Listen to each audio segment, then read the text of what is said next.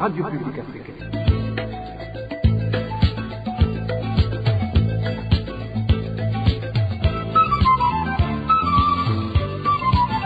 Radio Publique Africaine.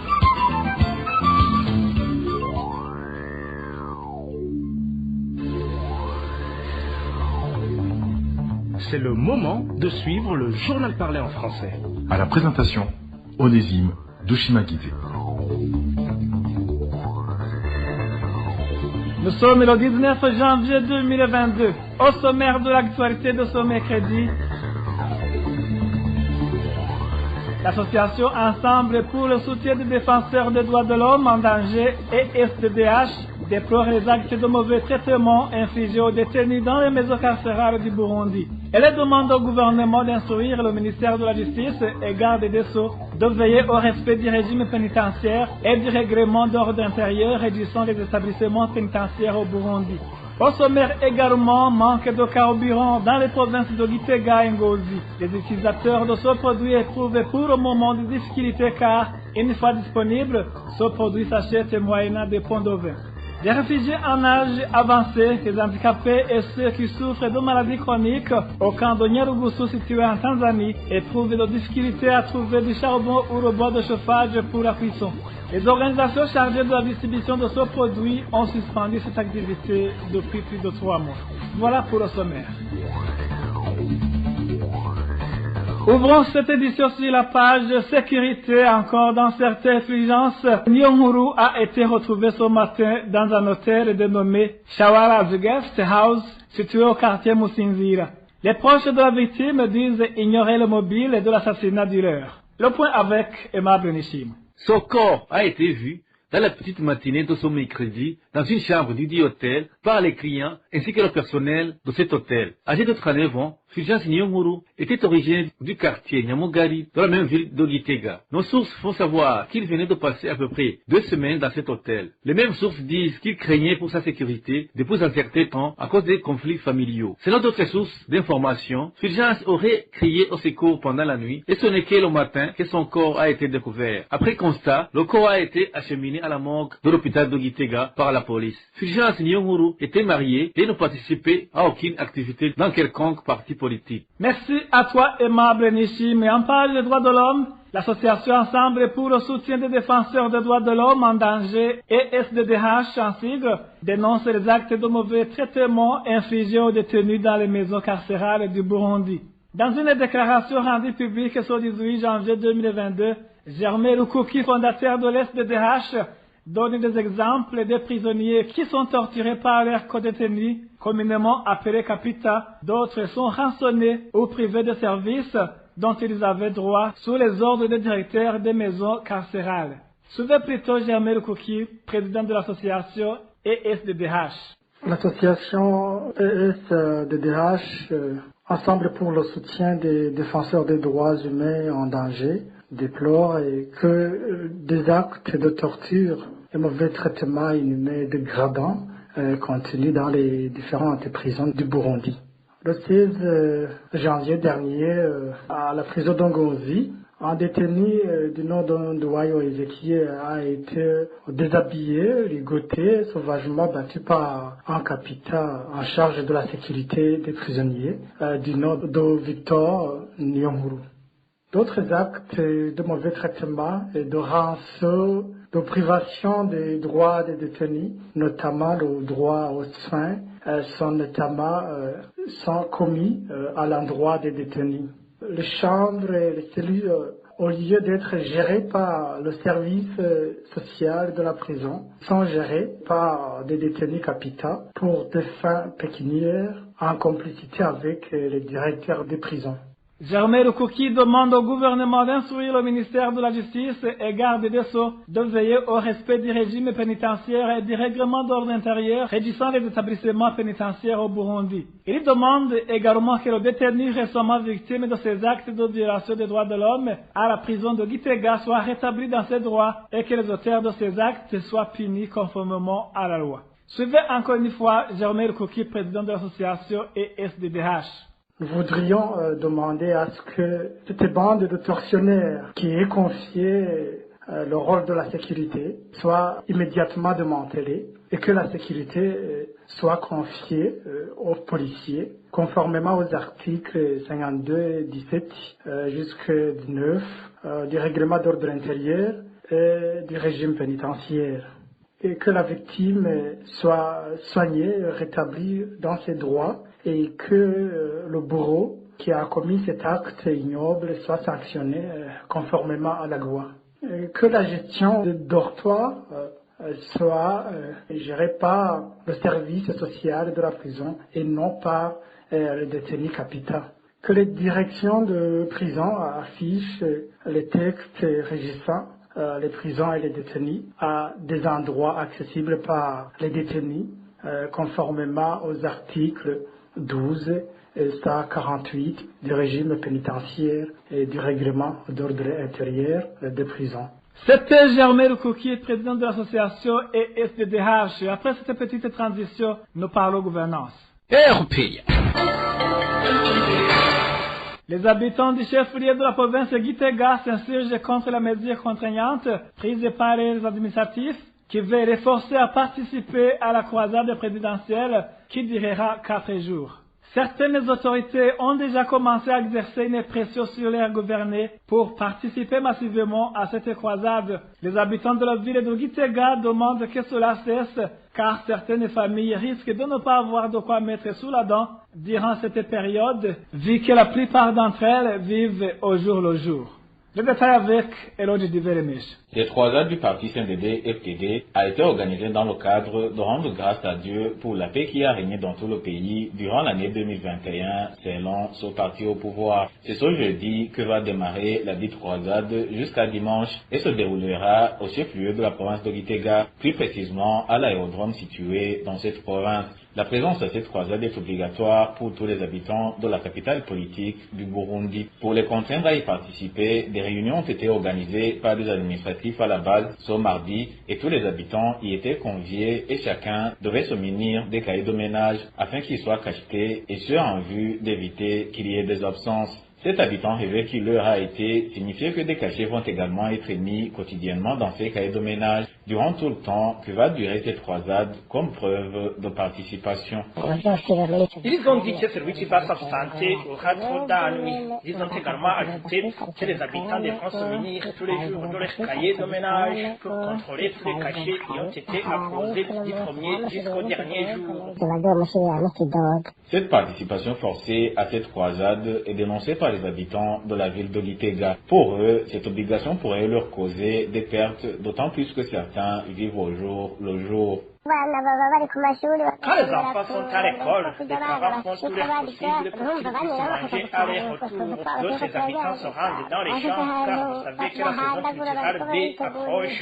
Donc, dire que les gens vont laisser de côté leurs activités pour se rendre dans leur croisade durant tout ce temps est synonyme d'être enterré vivant. C'est vraiment problématique ici à Gitega où nombreuses personnes parviennent à manger après avoir primé pour survivre. Durant toute cette croisade, les chefs de zone et les chefs collinaires seront alignés avec leurs sujets pour qu'ils les contrôlent facilement. Merci à toi aussi, Elodie Diveremish. En page éducation, suspension de tests à l'endroit des enseignants par le ministère de l'Éducation et de la Recherche scientifique. Parallèlement, les syndicats des enseignants affiliés à la coalition des syndicats des enseignants pour la solidarité nationale et la défense des droits socio-professionnels concessionnels en sigle se sont engagés à surseoir à leur mouvement de grève. C'est du moins le consensus issu d'une rencontre entre les deux parties, laquelle rencontre s'est passée sous la médiation du Comité national de dialogue social, CNDS en sigle. Selon une déclaration conjointe sortie ce mardi 18 janvier 2022, le gouvernement et les syndicats des enseignants se sont convenus à mener des négociations franches dans le but de résoudre les problèmes posés. Quant à la problématique de la politique salariale des enseignants, le CNDS s'est engagé à s'entretenir avec les concernés afin de mettre en exécution ce qui est déjà convenu. De leur côté, les enseignants saluent cette décision du gouvernement car, selon eux, le test précédent le recyclage des enseignants serait une occasion d'humilier les enseignants qui allaient échouer à ce test aux yeux de leurs élèves.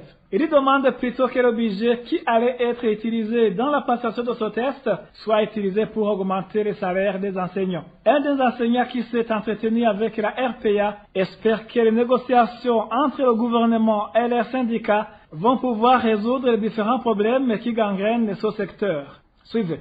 Byangingo twebwe twayakiriye neza nk'abigisha twayakiriye neza cyane turiteze yuko ibiganiro barimwo amasendika aduserukira hamwe na leta. Nous les enseignants avons très bien accueilli cette mesure du gouvernement. Nous nous attendons à ce que les négociations entre nos syndicats et le gouvernement aboutissent à une entente commune sur la suspension définitive de ce test. Le point négatif par rapport à ce test, c'est que les enseignants qui participeraient au recyclage sont des enseignants qui auront échoué au test. Imaginez-vous alors comment les élèves vont se comporter face à un enseignant de cette catégorie. Est-ce que vous croyez qu'il sera facile à cet enseignant de dispenser ses cours aux élèves en revenant de cette formation? Nous craignons que les élèves puissent commencer à désobéir aux ordres leur donnés par un enseignant qui a échoué à ce test. En plus, nous pressentions que la passation de ce test n'allait pas se faire correctement car son organisation demande beaucoup de moyens financiers, un budget qui pourrait peut-être servir dans l'harmonisation des salaires, au lieu de le distribuer à ceux qui vont faire passer ce test aux enseignants, alors que cela ne va même pas résoudre le problème de la détérioration de la qualité de l'éducation. Que ce budget soit plutôt utilisé pour augmenter les salaires des enseignants, qu'ils nous donnent un bon salaire, et après, ils pourront constater que le rendement scolaire va être aussi meilleur.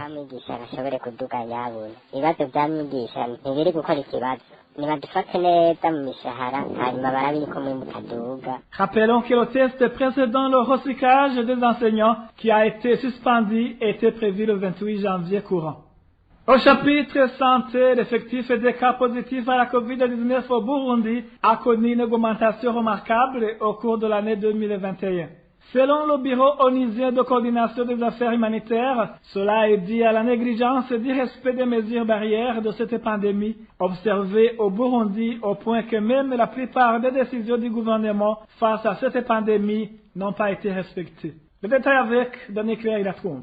Depuis le mois d'août 2021, le nombre de cas positifs à la COVID-19 au Burundi avait augmenté de 169% par rapport au mois précédent. Selon le rapport du Bureau onusien de la coordination des affaires humanitaires de ce 17 janvier 2022, dès le mois de juillet 2021, l'effectif des cas positifs à la COVID-19 est passé de 2011 à 5411 au mois d'août. Selon toujours cette agence de l'ONU, après un ralentissement des contaminations en octobre et novembre 2021 qui n'a duré que le temps de la rosée, le nombre de cas positifs à la COVID-19 est monté en flèche avec 14 734 cas positifs détectés en 30 jours, c'est-à-dire du 10 décembre 2021 au 8 janvier 2022. Selon OCHA, cette hausse des cas est associée au relâchement des mesures barrières au sein de la population ainsi qu'à l'augmentation de la capacité de dépistage dans les provinces et en mairie de Bujumbura, où la plupart des personnes ont été testées positives alors qu'elles n'étaient pas au courant, et au Tchad de déplorer qu'il est malheureusement difficile de diminuer cette propagation à grande échelle car les bonnes pratiques d'hygiène, notamment le lavage des mains, restent un grand défi au Burundi puisque seulement 6% de la population a accès aux services d'hygiène de base en raison de l'insuffisance d'eau potable au niveau national. En plus de cela, cette agence onusienne fait savoir que même si le gouvernement a essayé de faire des efforts dans la lutte contre la COVID-19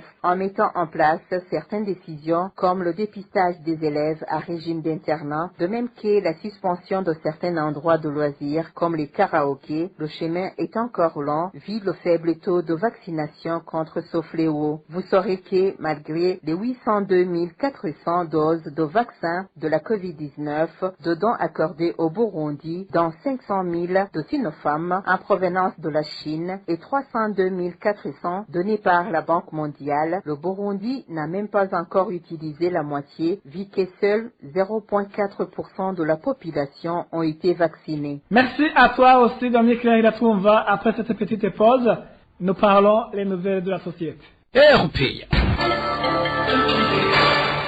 Manque de carburant de type essence et mazout dans la province de Gitega il y a à peu près une semaine. Une situation qui crée un marché noir avec un prix exorbitant de ce produit. Le point avec Eroge Cuisera. 10 stations sur 13 de la province de Gitega ne disposent d'aucune goutte d'essence et de mazout depuis presque une semaine. Les transporteurs de véhicules, de motos et d'autres usagers d'équipements utilisant le carburant se plaignent de la spéculation sur le carburant. En effet, les pompistes de stock en cachette et le paie de carburant disponible est distribué aux intimes de ces pompistes. Dans cette même province de Gitega, le carburant au marché noir s'obtient à un prix exorbitant. Le carburant du type essence s'achète entre 4 000 et 5 000, alors que le prix officiel est fixé à 2 430 le litre. Même spéculation sur le mazout qui se vend entre 3 500 et 4 000 au marché noir. Le prix officiel est à 2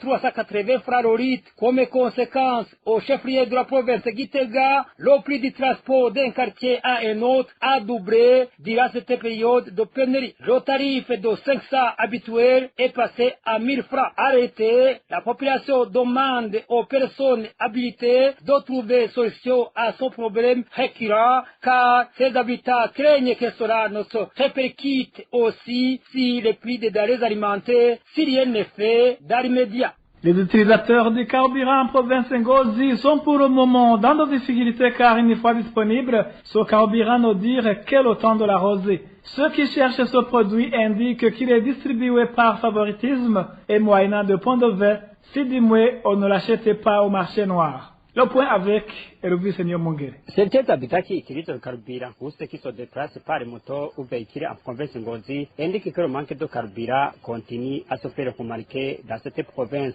Par chance, ils peuvent être approvisionnés après 3 jours ou plus et la distribution de ce carburant ne dirait que le temps de la rosée à cause de nombreuses personnes qui attendent d'être servies. Un des citoyens témoigne. La question de carburant est compliquée. On peut passer des jours sans être servi. Hier, la station située près de la ferme avait du carburant, mais il y avait une très longue chaîne de véhicules et de motos qui s'étaient alignés jusqu'à la province. On peut passer même 3 jours sans qu'aucune station n'ait de carburant dans toute la ville de Ngozi. Certains vont s'approvisionner jusqu'à Gitega ou à Bujumbura. Ces mêmes habitants, faut savoir que ceux qui ne sont pas capables d'aller chercher ce carburant dans d'autres provinces préfèrent l'acheter au marché noir. Là, une bouteille Kinju contenant 1,5 litre s'achète à 7 000, ce qui pousse les chauffeurs à augmenter le prix de transport. Nombreux préfèrent acheter ce carburant au marché noir et à un prix élevé et par conséquent, le prix du ticket de transport est revu à la hausse. Pour un trajet où on payait 1 000 francs, aujourd'hui on doit payer 2 000 francs car on n'a pas d'autre choix.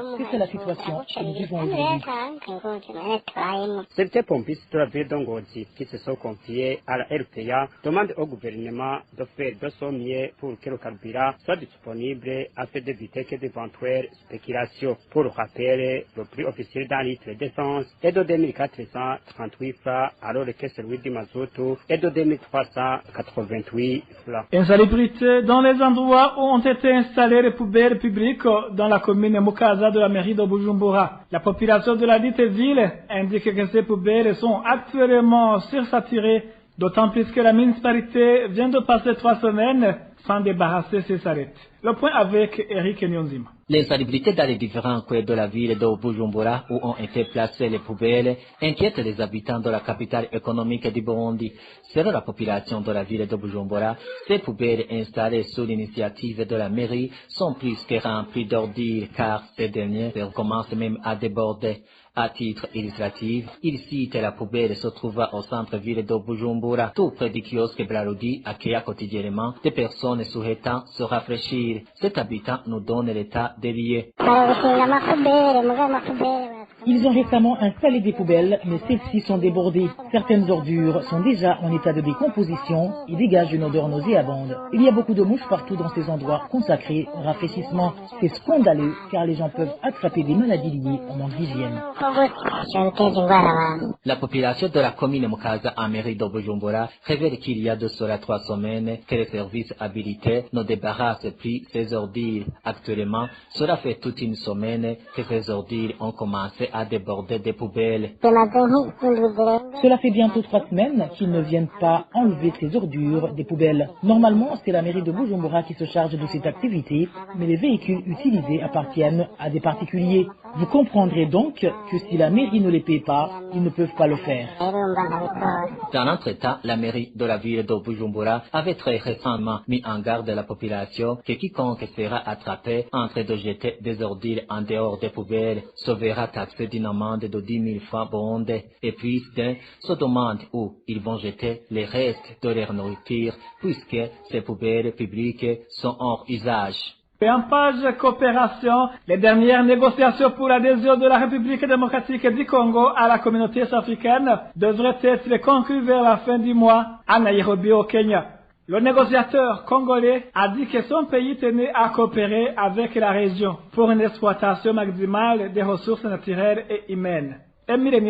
Pour les détails. Alors que les négociations venaient juste de démarrer ce lundi à Nairobi, le vice-premier ministre congolais des Affaires étrangères a déclaré que son pays attendait avec impatience des avancées dans le domaine du commerce et des investissements ainsi que le renforcement de ses relations avec la communauté est-africaine, les relations qui n'étaient jusqu'ici que bilatérales, a souligné Christophe Lutundula Apala Plenapala, le négociateur de la RDC. A dit espérer que ces négociations seraient les dernières avant l'adhésion de son pays dans la communauté. Admettant que son pays fait face aux défis sécuritaires qu'il tenait à relever avec l'EAC, le représentant de la RDC a expliqué que son pays avait une grande population de consommateurs constituant un grand marché pour la région et qu'il a aussi besoin d'investisseurs. Ces négociations constituent une étape importante dans le processus de l'admission de la RDC dans l'EAC, a déclaré de son côté Peter Matuki, le secrétaire général de l'EAC, a dit s'attendre à des négociations harmonieuses avec la RDC qui se traduiraient par une augmentation des opportunités de commerce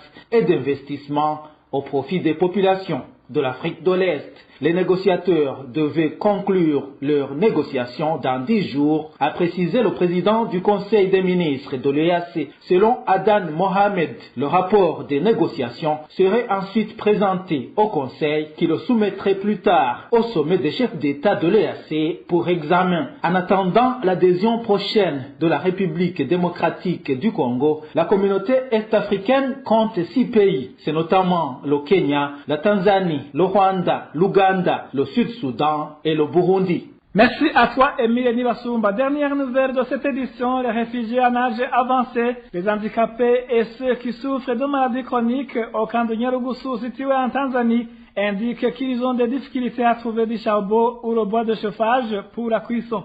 La cause serait que les organisations chargées de la distribution de ce charbon ont suspendu cette activité depuis plus de 3 mois. Les détails avec Francine Mahor. Ces personnes âgées, handicapées et celles souffrant de maladies chroniques au cas de Nyarugusu font savoir qu'elles n'ont pas bénéficié du charbon et du bois de chauffage depuis plus de 3 mois. Selon l'une d'entre elles qui s'est confiée à la RPA, au lieu de leur expliquer où se situe le blocage, il a été plutôt signifié d'aller se servir chez eux au Burundi. Concernant ce bois de chauffage, chaque fois qu'on allait s'enquérir de la situation, on nous disait toujours de patienter un peu. Mais cette fois-ci, les travailleurs des ONG Reviso et Help Age nous ont dit que ceux qui en ont besoin doivent plutôt se faire inscrire sur la liste des volontaires au rapatriement et qu'une fois au pays, on sera servi en charbon, vu que la localité de Mabanda en regorge. Nous, les personnes âgées, les handicapés et ceux qui souffrent de maladies chroniques, sommes vraiment en difficulté. Aidez-nous s'il vous plaît. Il y en a pour qui la dernière distribution date du mois de septembre et d'autres de celui d'octobre. Ces réfugiés placés dans la catégorie d'indigence demandent aux agents d'IHCR de toujours vérifier si réellement les aides qu'ils donnent arrivent aux bénéficiaires.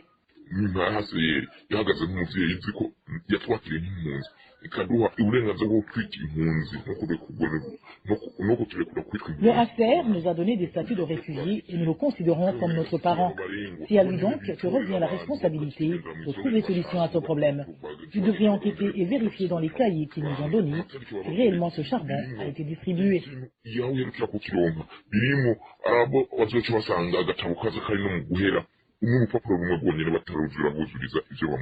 La rédaction de la RPA n'a pas encore pu joindre le nommé Missana, chargé du service de la distribution de ce bois de chauffage et du charbon au CDHC pour de plus amples éclaircissements. Merci à toi Francine et Mahoro, merci mesdames et messieurs d'avoir prêté oreille attentive. C'est ici que prend fin cette édition, merci de l'avoir suivi. Merci aussi à l'équipe de la rédaction et à l'équipe technique pour leur bonne collaboration. Était à la présentation Onésime de Chimagizé. Je vous souhaite de passer de bons moments chez vous. Au revoir.